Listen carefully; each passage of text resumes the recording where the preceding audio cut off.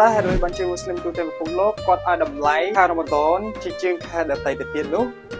នៅក្នុងវីដេអូនេះគឺខ្ញុំនឹងលើកយក3ចំណុចដែលក្នុងចំណុចទី1រ៉ាម៉ាឌនគឺជាខែដែលកូរ៉ានត្រូវបានបញ្ចុះដោយដែលព្រះអល់ឡោះស៊ុបហានវតាអាឡាបានមានព្រះបន្ទូលនៅក្នុងសូរ៉ាអលបាការ៉ាអាយ៉ាទី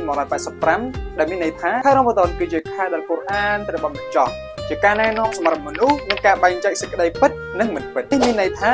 ខែរ៉ាម៉ាឌនមិនមែនជាខែធម្មតាទេប៉ុន្តែវាជាខែដែលព្រះបន្ទូលរបស់អល់ឡោះស៊ុបហានវតាអាឡាបានផ្ដល់ទៅដល់មនុស្សលោកតាមរយៈជីប្រែលទៅកាន់ព្យាការីមូហាម៉ាត់សល្លឡោះអាឡៃហ៊ីវ៉ាសាឡាំកូរ៉ានគឺជាមុខទេសជីវិតសម្រាប់សិលធម៌ការអធិដ្ឋានច្បាប់និងការរស់នៅទាំង4ដូច្នេះខែដែលកូរ៉ានចាប់ផ្ដើមបញ្ចុះគឺជាខែដែលពោពេញទៅដោយពរជ័យនិងពន្លឺហេតុនេះហើយមូស្លីមភាគច្រើនអានគម្ពីរកូរ៉ានច្រើនជាងធម្មតានៅក្នុងខែរ៉ាម៉ាឌនដើម្បីភ្ជាប់ខ្លួនជាមួយនឹងព្រះបន្ទូលរបស់អល់ឡោះស៊ុបហានវតាអាឡាផលទី2ការតាមអាហារនិងកាតព្វកិច្ចដែលមានព្រះបន្ទូលរបស់អល់ឡោះស៊ុបហានវតាអាឡារ៉ាអលបាការ៉ាអាយ៉ាទី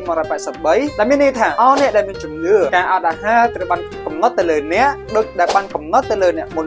ដើម្បីឲ្យអ្នកខ្លាចជាអ្នកដែលមានតក្វាទៅចំពោះអល់ឡោះស៊ុបហានវតាអាឡាពាក្យគូទីបាមានន័យថាត្រូវបានកំណត់ឬក៏ជាកាតព្វកិច្ចនេះសបញ្ជាក់ឲ្យច្បាស់ថាការអត់អាហារនៅក្នុងខែរ៉ាម៉ាឌនគឺជាកាតព្វកិច្ចសម្រាប់មូស្លីមពេញវ័យដែលមានសកម្មភាពល្អប៉ុន្តែក៏បំណងមិនមែនត្រឹមតែជាការឃ្លាននោះទេបំណងគឺតក្វាគឺជាការគោរពខ្លាចនិងយល់ដឹងថាព្រះអល់ឡោះស៊ុបហានវតាអាឡាកំពុងមើលឃើញយើងជានិច្ចនៅពេលមនុស្សយើងអាចបដិសេធអាហារទឹក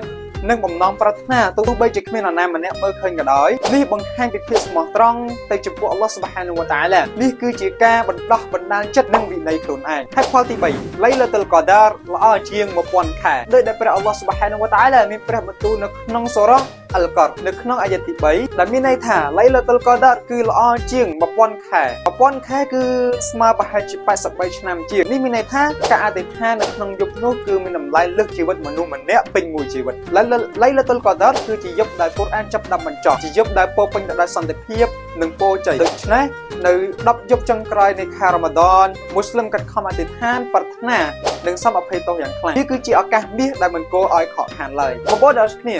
ដូច្នេះរ៉ាម៉ាឌនមិនមែនត្រឹមតែជាការអត់អាហារនោះទេប៉ុន្តែវាជាខែសម្រាប់បំលែងជីវិតបង្កើនជំនឿនិងទទួលបានពរជ័យយ៉ាងច្រើនពីអល់ឡោះស៊ុបហានវតាអាឡាខ្ញុំសង្ឃឹមថាអល់ឡោះស៊ុបហានវតាអាឡានឹងទទួលយកអាម៉ាល់របស់យើងនិងអភ័យទោសរាល់កំហុសដែលយើងបានសុំអភ័យទោសអស្សឡាមអាឡៃគុំរ៉ាម៉ាឌនមូបារក